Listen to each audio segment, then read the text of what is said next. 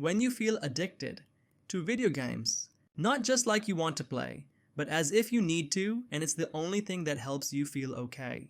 Ever wonder why one more match turns into 4 hours? Why anxiety fades only when you're mid-fight, only to come rushing back once you log off? You're not lazy, and you're definitely not broken. You're just stuck in a loop that's trying to protect you. Today, we're breaking it down. Why anxiety hijacks your brain, how games feed the loop, and most importantly, how to break free without quitting the thing you love. So if you're watching this video because video games are getting in the way of your goals, then let's dive right in. Unlike what you might think, anxiety isn't always a panic attack. Sometimes it's background noise, the itch in your chest, that restlessness, the avoidance. And here's the science behind it. Your amygdala, the brain's alarm system, kicks in when it senses danger and can take over your decision making. Your heart rate rises, breathing gets shallow, you're on high alert. Meanwhile, your prefrontal cortex, the part that helps you make smart decisions, shuts down. No logic, no strategy, just reaction.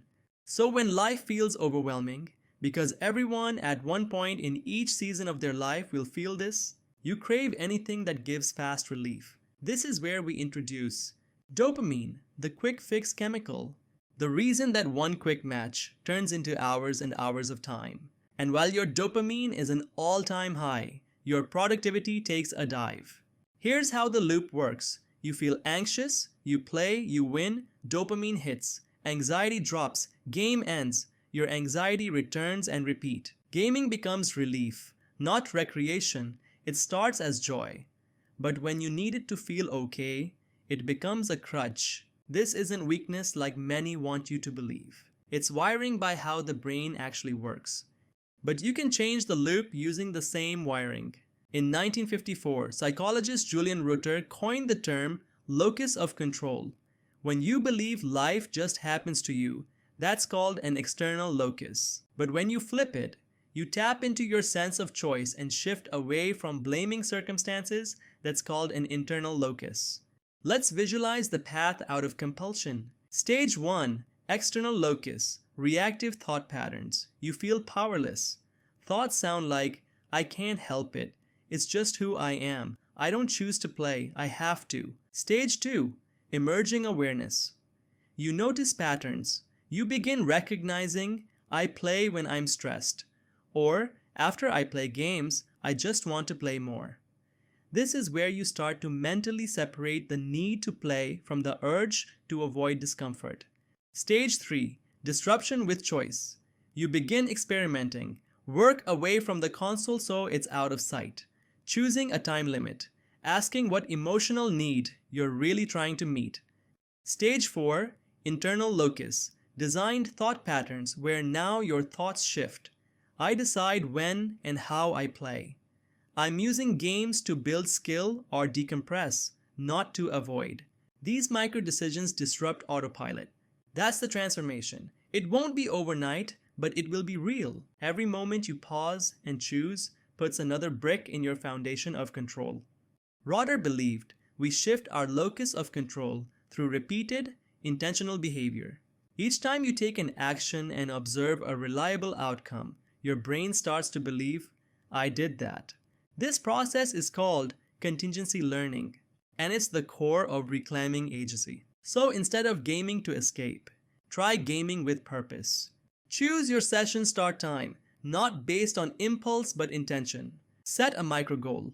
Today I'll try one new task, skill, or intention before playing. The goal is to make sure you're making intentions, while also making sure you're making achievable and sustainable goals. Track it, reward it, share it. Teach your brain that your choices matter. Every time you play with intention, acknowledge the one emotional skill you've chosen to grow: patience, staying calm, recovering from failure. When you use play to celebrate doing work, you then have a new relationship to work and continue your love for gaming. Just like on games, our brains love visuals when we're adding up points in real life too. Suddenly, every match is XP for your real life. Over time, those small wins compound, and suddenly, you're not reacting, you're designing. You're not trying to stop the game. You're interrupting the autopilot, putting you back in the driver's seat. You're not addicted to games. You're addicted to relief. But relief doesn't have to come from escape. It can come from awareness, knowing why you do the things you do and what pushes and pulls you to do other actions. Ownership, having control and agency on what you genuinely prioritize. Purpose, having intentions to make something from your own intentions and vision.